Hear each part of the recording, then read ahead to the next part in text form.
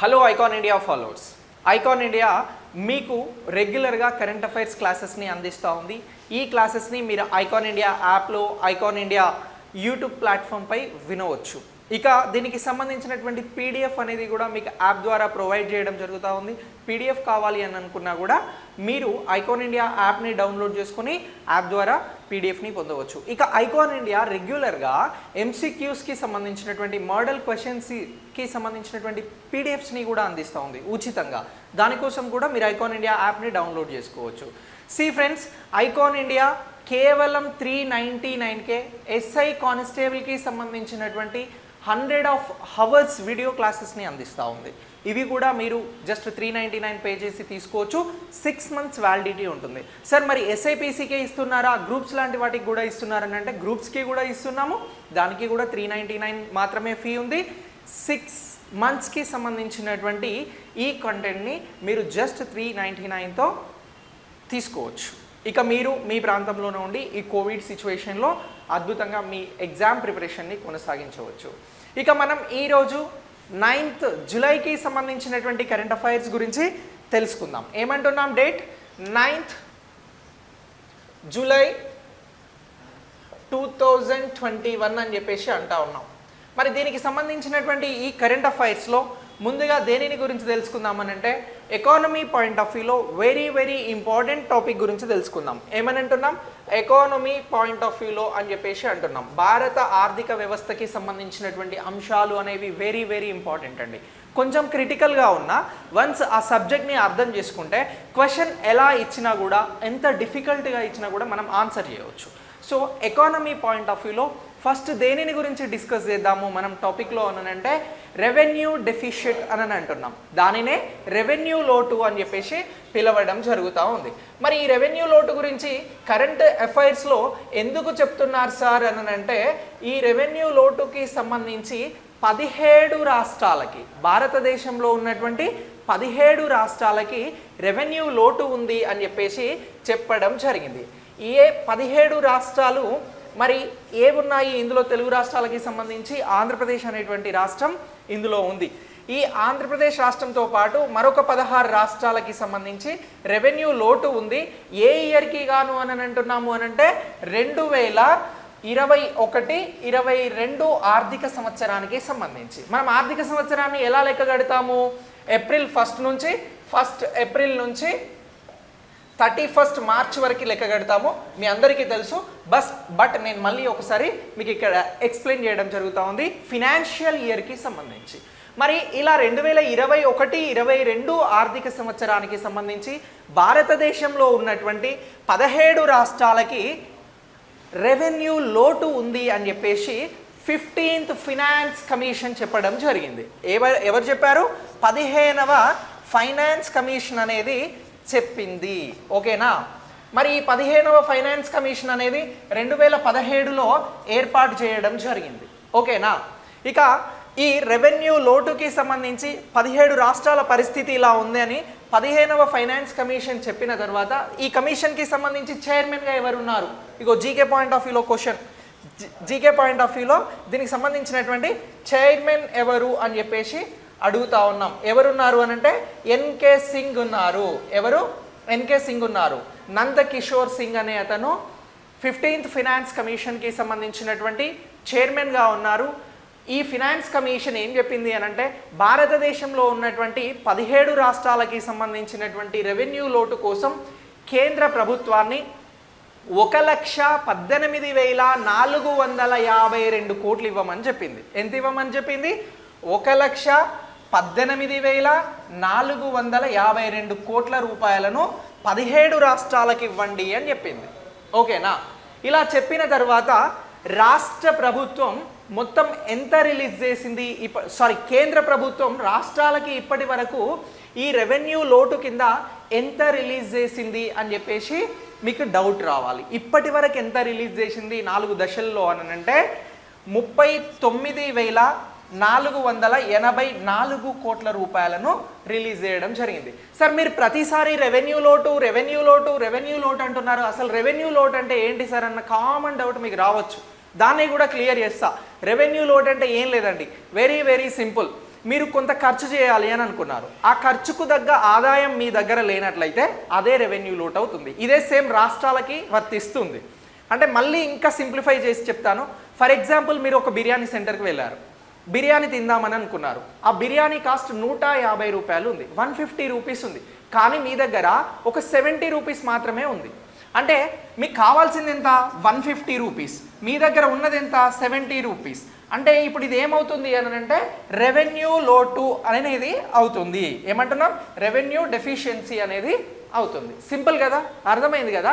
ఇలాగే ఇప్పుడు రాష్ట్ర ప్రభుత్వాలు ఖర్చు చేద్దాము అని అంటే రాష్ట్ర ప్రభుత్వాలకి సంబంధించినటువంటి నిధులు అనేవి సఫిషియెంట్గా లేవు. అలా లేకపోవడం వల్లనే ఈ 17 రాష్ట్రాలకి రెవెన్యూ లోటు అనేది వచ్చింది అని చెప్పేసి ఈ 15th ఫైనాన్స్ కమిషన్ అనేది గుర్తించడం జరిగింది.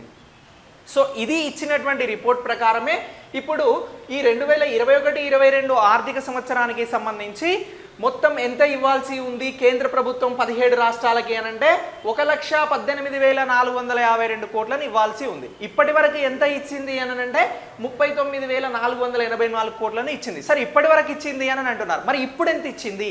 ఇగో ఈ అమౌంట్ని ఇప్పటి వరకు 4 దశలలో ఇచ్చింది. మరి ఇప్పుడు ఎంత ఇచ్చింది అని అంటే 17,871 కోట్లను ఇవ్వడం జరిగింది. ఇక్కడ ఇప్పుడు ఫైనాన్స్ కమిషన్ సిఫారసుల మేరకు కేంద్ర ఆర్థిక మంత్రిత్వ శాఖ 17 రాష్ట్రాలకి 17,871 కోట్ల రూపాయలను ఇచ్చింది అనేది లేటెస్ట్ సమాచారం. సో ఈ సమాచారాన్ని బేస్ చేసుకొని మనం కరెంట్ ఎకానమీ పాయింట్ ఆఫ్ వ్యూలో ఈ టాపిక్ని చెప్పడం జరుగుతుంది. ఏ టాపిక్ని? రెవెన్యూ డెఫిషియన్సీకి సంబంధించి 17 రాష్ట్రాల పరిస్థితి, అలాగే 15th ఫైనాన్స్ కమిషన్ సూచించినటువంటి సూచనలు, కేంద్ర ప్రభుత్వం అమలు చేస్తున్నటువంటి రిలీజ్ చేస్తున్నటువంటి నిధులను గురించి ఇక్కడ చాలా క్లియర్గా మనం డిస్కస్ చేసినాం. Anything doubt? సో ఇలా ఈ ఎకానమీ పాయింట్ ఆఫ్ వ్యూలో రెవెన్యూ లోటుకి సంబంధించి ఇక ఇది మొత్తం 2021-22 ఆర్థిక సంవత్సరానికి సంబంధించి ఇలాగే నిధులు రిలీజ్ అవుతాయి, వీటిని రాష్ట్ర ప్రభుత్వాలు పొందుతాయి, కేంద్ర ప్రభుత్వం ఈ నిధులను ఇస్తుంది. ఈ సిఫారసులు చేసింది ఎవరు అని అంటే 15th ఫైనాన్స్ కమిషన్. క్లియర్ కదా? సో ఇలా గుర్తుంచుకోవాలి. మరి 1,18,452 కోట్లకి సంబంధించి కేంద్ర ప్రభుత్వం రిలీజ్ చేసినటువంటి 39,484 కోట్ల రూపాయలు ఎంత పర్సెంటేజ్ అనేది కూడా మిమ్మల్ని ఏమైనా అడిగితే ఇప్పుడు వెంటనే ఎగ్జామ్ జరిగి దానిలో క్వశ్చన్ రూపంలో మిమ్మల్ని అడిగితే మీరు చెప్పవలసింది 33% అని చెప్పేసి గుర్తుంచుకుంటే సరిపోతుంది. ఇది ఎన్ని దశలలో రిలీజ్ చేశారు అని అంటున్నాం? 4 దశలలో రిలీజ్ చేశారు. ఇప్పుడు ప్రజెంట్ ఎంత రిలీజ్ చేశారు జూలై మాసంలో అని అంటే 17,871 కోట్లు కేంద్ర ప్రభుత్వం 17 రాష్ట్రాలకి రెవెన్యూ లోటు కింద 15th ఫైనాన్స్ కమిషన్ అనేది సూచన మేరకు రిలీజ్ చేయడం జరిగింది అని చెప్పేసి గుర్తుంచుకుంటే సరిపోతుంది. సో ఎలా తిప్పి చెప్పినా, ఎలా తిప్పి క్వశ్చన్ అడిగినా మీరు ఇప్పుడు చాలా సులువుగా ఆన్సర్ చేయగలుగుతారు. ఎస్, నేను నమ్ముతున్నాను. సో ఇది మీరు ఎకానమీ పాయింట్ ఆఫ్ వ్యూలో గుర్తుంచుకోవాల్సినటువంటి సమాచారం. Okay, right. నెక్స్ట్ మరొక టాపిక్ గురించి తెలుసుకుందాం. అది ఏంటి అని అంటే సస్టైనబుల్ డెవలప్మెంట్ గోల్స్. ఇది కూడా ఎకానమీ పాయింట్ ఆఫ్ వ్యూలో గుర్తుంచుకోవాలి. Very very important to us in current affairs point of వ్యూలో, ఎకానమీ పాయింట్ ఆఫ్ వ్యూలో ఇది మనకు చాలా చాలా ఇంపార్టెంట్. ఇప్పుడు మనం చెప్పుకొనబోయేటువంటి టాపిక్ ఏ టాపిక్ అని అంటున్నాం? సస్టైనబుల్ డెవలప్మెంట్ గోల్స్ అని చెప్పేసి అంటా ఉన్నాం. సో ఈ సస్టైనబుల్ డెవలప్మెంట్ గోల్స్నే సుస్థిర అభివృద్ధి లక్ష్యాలు అని చెప్పేసి అంటా ఉన్నాం. ఏమంటున్నాం? SDG, sustainable development goals. వీటిని ఏమంటున్నాము అని అంటే సుస్థిర అభివృద్ధి లక్ష్యాలు అని చెప్పేసి అనడం జరుగుతూ ఉంది. ఓకే, సో ఈ సుస్థిర అభివృద్ధి లక్ష్యాలకి సంబంధించి యునైటెడ్ నేషన్ విధించినటువంటి మొత్తం 17 సస్టైనబుల్ డెవలప్మెంట్ గోల్స్ ఉన్నాయి. ఈ 17 సస్టైనబుల్ డెవలప్మెంట్ గోల్స్కి సంబంధించి 2021కి సంబంధించినటువంటి నివేదిక అనేది రిలీజ్ చేయడం జరిగింది. ఓకేనా? ఈ 2021కి సంబంధించినటువంటి నివేదికను ఎక్కడ రిలీజ్ చేసినారు అని అంటే హై లెవెల్ పొలిటికల్ ఫోరంకి సంబంధించినటువంటి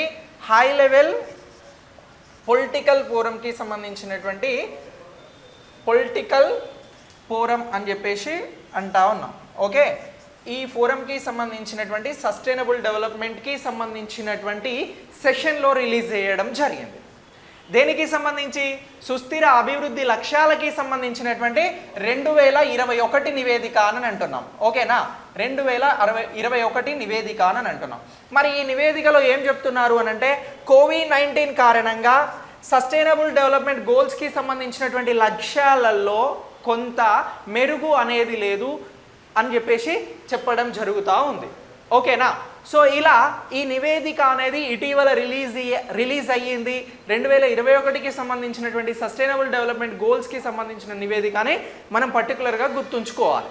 ఓకేనా, ఇక దీంతో పాటు ఈ సుస్థిర అభివృద్ధి లక్ష్యాలకి సంబంధించి 2016లో మొత్తం ఇందులో ఇండెక్సెస్ ఉంటాయండి. 15 సస్టైనబుల్ డెవలప్మెంట్ గోల్స్కి సంబంధించి నెంబర్ ఆఫ్ ఇండెక్సెస్ ఉంటాయి. అవి 2016లో ఎన్ని ఉన్నాయి ఇండెక్సెస్ అని అంటే, సూచికలు అని అంటారు. అవి ఎన్ని ఉన్నాయి అని అంటే 115 ఉన్నాయి. ఏంటి? ఇండెక్సెస్. ఓకేనా, ఇప్పుడు ఈ ఇండెక్సెస్ అనేవి పెంచారు.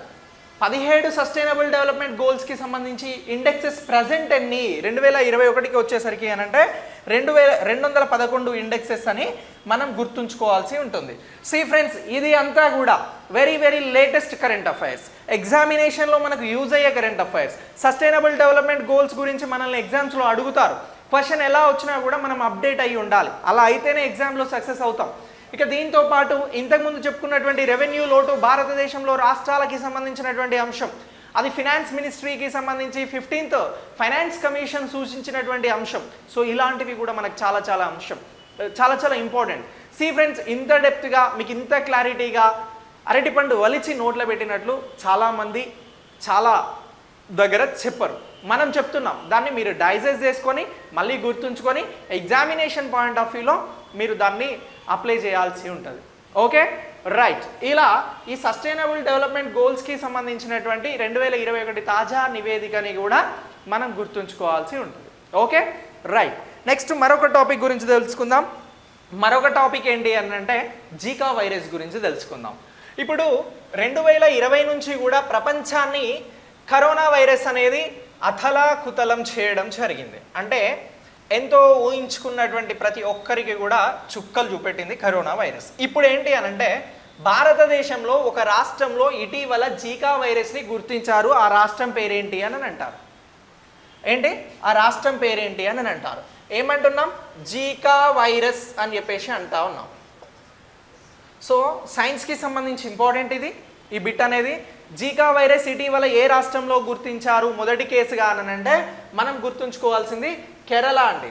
కేరళ రాష్ట్రంలో కోవిడ్-19 కేసులలో భాగంగా జీకా వైరస్ ఉన్నటువంటి వారిని కూడా గుర్తించడం జరిగింది. అంటే ఇటీవల 2021 జూలైలో ఎక్కడ జీకా వైరస్ అనేది మొట్టమొదటిసారి ఆ కేసు నమోదు కాబడింది అని అడగొచ్చు. అడిగితే మనం చెప్పాల్సినటువంటి ఆన్సర్ కేరళ అని అంటున్నాం.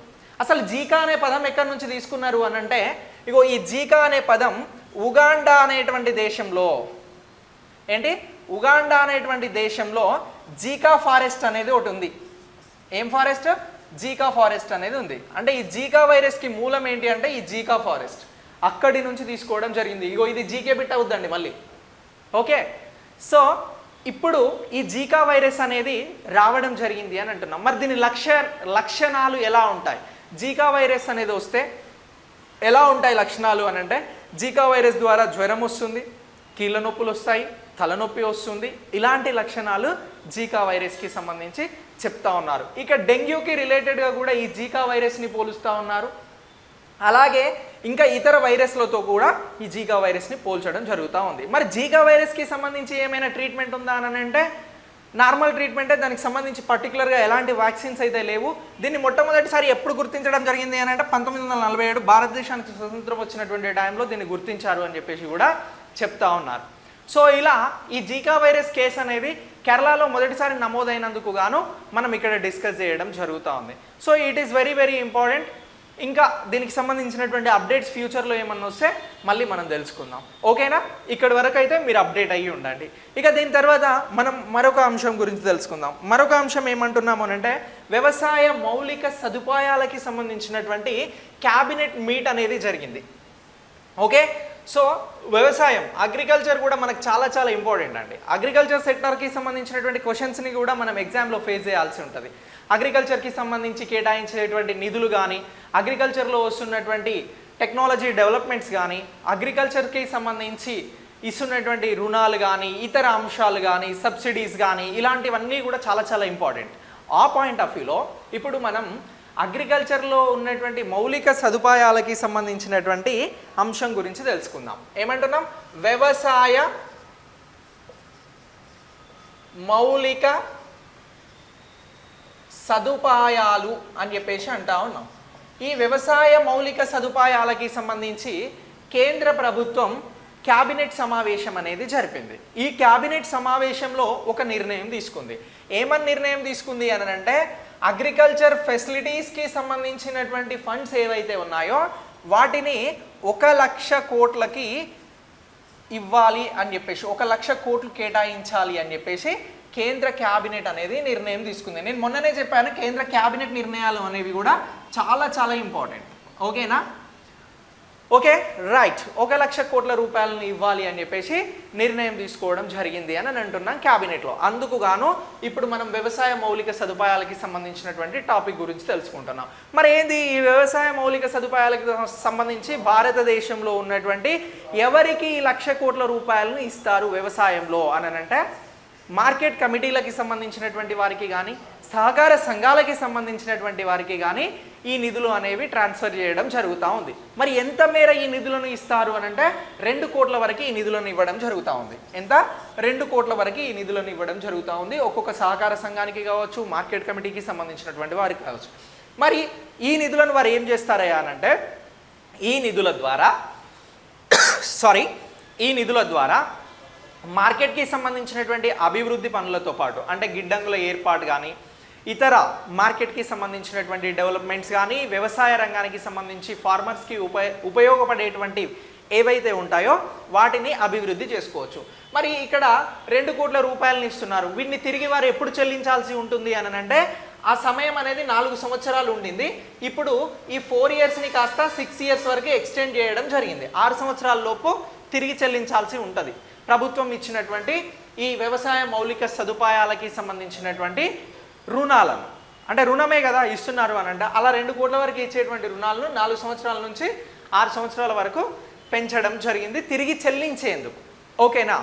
మరి ఈ పథకం అనేది ఎప్పటి వరకు కొనసాగుతుంది అని అంటే, యాక్చువల్గా 10 సంవత్సరాల వరకు ఈ పథకం కొనసాగుతుందని ఇంతకుముందు చెప్పారు.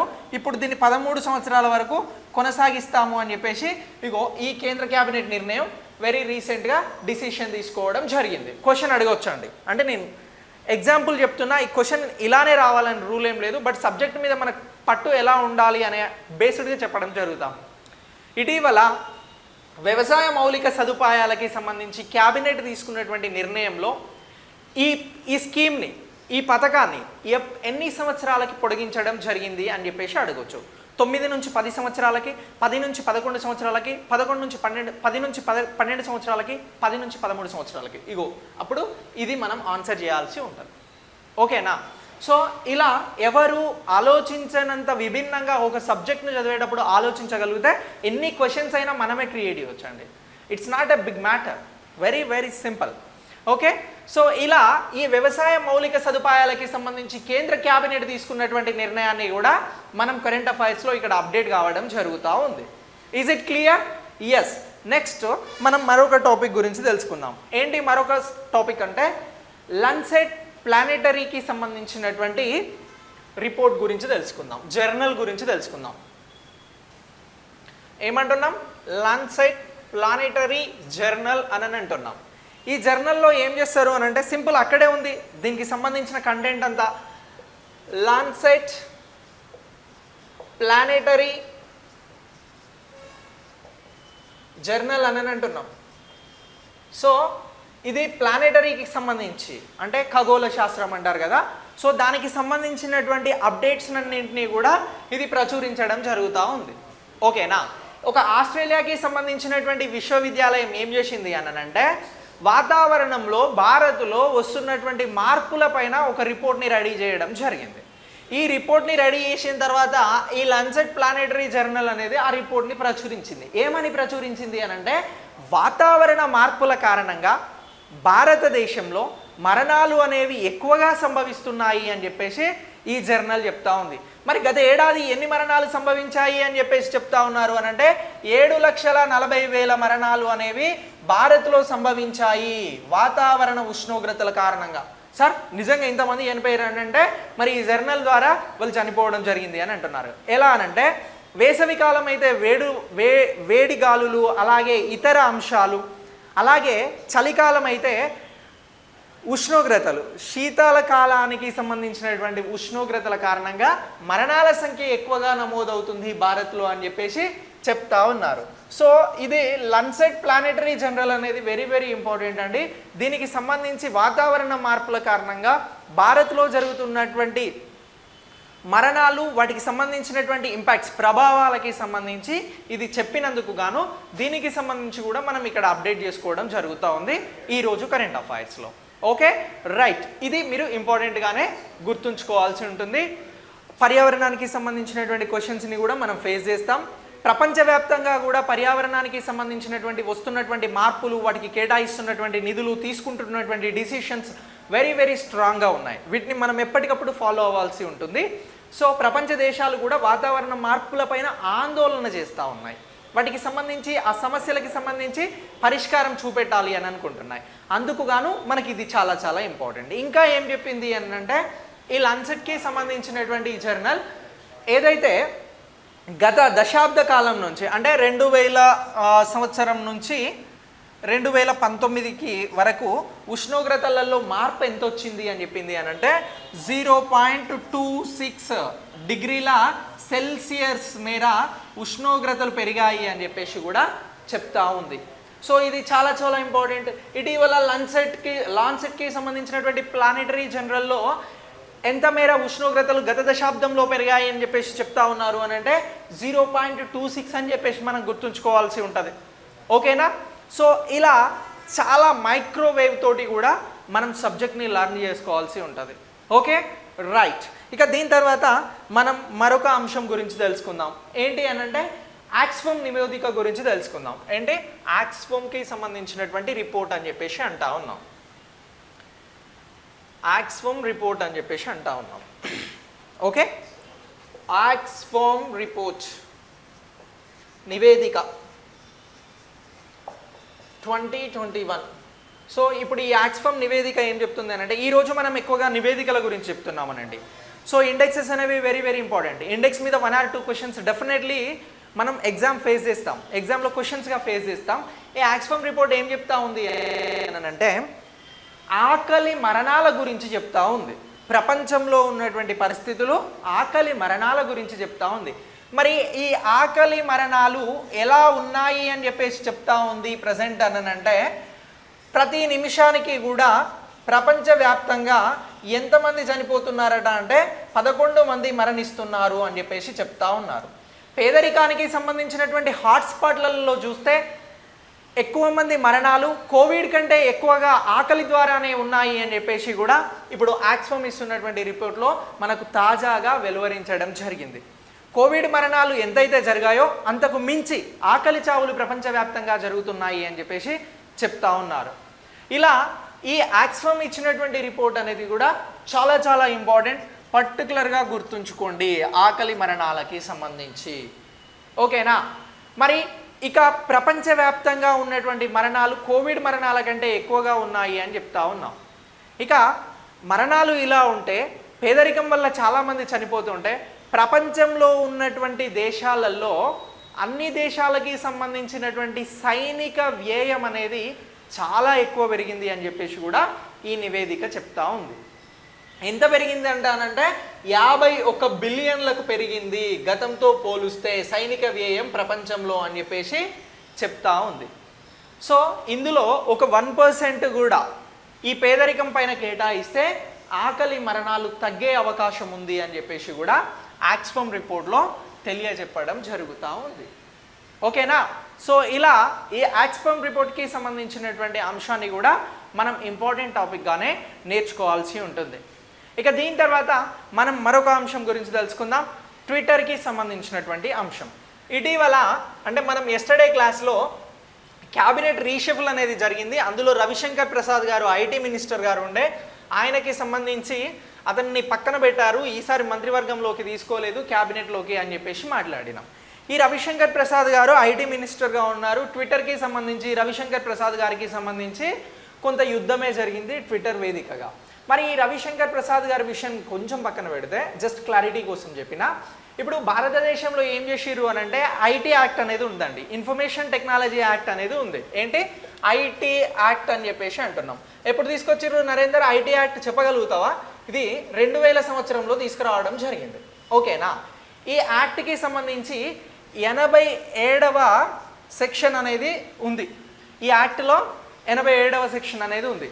దీనికి సంబంధించి ఏం చెప్పినారు అని అంటే కొన్ని కొత్త నిబంధనలు తీసుకురావడం జరిగింది. ఓకేనా? కొత్త నిబంధనలను తీసుకురావడం జరిగింది. సో ఈ నిబంధనలు దేనికోసం తీసుకొచ్చారు అని అంటే ఓటీటీ ప్లాట్ఫామ్స్ కోసం తీసుకొచ్చారు. ఓటీటీ అంటే ఏంటి చెప్పగలుగుతారా మళ్ళీ? ఓటీటీ అంటే దాని అబ్రివేషన్ వచ్చి ఓవర్ ద టాప్. ఓకేనా? అలాగే కొన్ని యాప్స్కి సంబంధించి అంటే సోషల్ మీడియా యాప్స్కి సంబంధించి ఓటీటీస్కి సంబంధించి ఈ నిబంధనలను కొత్తగా తీసుకురావడం జరిగింది.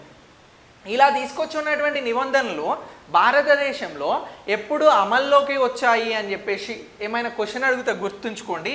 ఐటీ యాక్ట్కి సంబంధించి భారత్లో తీసుకొచ్చినటువంటి నిబంధనలు ఎప్పుడు అమల్లోకి వచ్చాయి అనేది నా ప్రశ్న. ఇప్పుడు మీరేం ఆన్సర్కి గౌరవపడద్దు, నేనే చెప్తా. ఫిబ్రవరిలో తీసుకురావడం జరిగింది 2021. వేటి కోసం? ఓటీటీ ప్లాట్ఫామ్స్ కోసం, సోషల్ మీడియా కోసం ఈ నిబంధనలను తీసుకురావడం జరిగింది. ఓకేనా? సో ఇలా తీసుకొచ్చినటువంటి ఈ నిబంధనలకి సంబంధించి ట్విట్టర్ అనేది పట్టించుకోలేదు. ఏం చేయలేదు? ట్విట్టర్ ఏం చెప్పిందంటే తీసుకొస్తే తీసుకొచ్చుకోండి మాకేంది అన్నట్టు బిహేవ్ చేసింది. అందులోనే ఇక రవిశంకర్ ప్రసాద్ గారికి ట్విట్టర్కి మధ్యన ట్వీట్స్ వార్ జరిగింది, అకౌంట్స్ని తొలగించడం, ఇదంతా జరిగింది. ఇదంతా పాత కథ. ఇప్పుడు ట్విట్టర్ ఏం చేసింది అని అంటే ఈ సోషల్ మీడియాకి సంబంధించినటువంటి నిబంధనలు ముందు పట్టించుకోలేదు. కానీ ఇటీవల నేను ఒక క్లాస్లో చెప్పిన భారత్లో తీసుకొచ్చినటువంటి కొత్త ఐటీ నిబంధనల ప్రకారం గూగుల్ అనేది రిపోర్ట్ను రెడీ చేసి ఇవ్వడం జరిగింది. కానీ ట్విట్టర్ ఇంతకుముందు పట్టించుకోలేదు. ఇప్పుడు ట్విట్టర్ ఏం చేసింది అని అంటే కొత్తగా కంప్లైంట్స్ని రిసీవ్ చేసుకోవడం కోసం ఒక ఆఫీసర్ని నియమించింది. ఏంటి దేనికోసం? కంప్లైంట్స్కి సంబంధించి ఒక ఆఫీసర్ని నియమించడం జరిగింది. సో ఇలా ట్విట్టర్ అనేది ఇప్పుడు భారత్లో తీసుకువచ్చినటువంటి కొత్త ఐటీ నిబంధనలకు అనుగుణంగా కంప్లైంట్స్కి సంబంధించినటువంటి ఆఫీసర్ను నియమించినందుకు గాను ఈ అంశం గురించి మనం తెలుసుకోవడం జరిగింది. ఇదంతా కూడా బ్యాక్గ్రౌండ్ స్టోరీ. ఓకే? కొత్తగా ట్విట్టర్ ఇప్పుడు ఏం చేసింది అని అంటే కంప్లైంట్స్కి సంబంధించినటువంటి ఆఫీసర్ నియామకం అనేది చేసింది అనేది లేటెస్ట్ అప్డేట్. ఆ అప్డేట్కి సంబంధించే మనం కరెంట్ అఫైర్స్లో భాగంగా దీన్ని తెలుసుకోవడం జరుగుతూ ఉంది. ఓకే? ఇక దీంతో పాటు ఈ ఒక్కరే కాదు, ఇంకో ఇద్దరిని కూడా అవసరమైతే నియమిస్తాము అని చెప్పేసి కంప్లైంట్స్ ఆఫీసర్గా ట్విట్టర్ చెప్తా ఉంది. సి ఫ్రెండ్స్, ఇది ఈరోజు మీకు అందిస్తున్నటువంటి కరెంట్ అఫైర్స్. ఓకే, రేపటి కరెంట్ అఫైర్స్తో మళ్ళీ కలుద్దాం. Thanks for watching.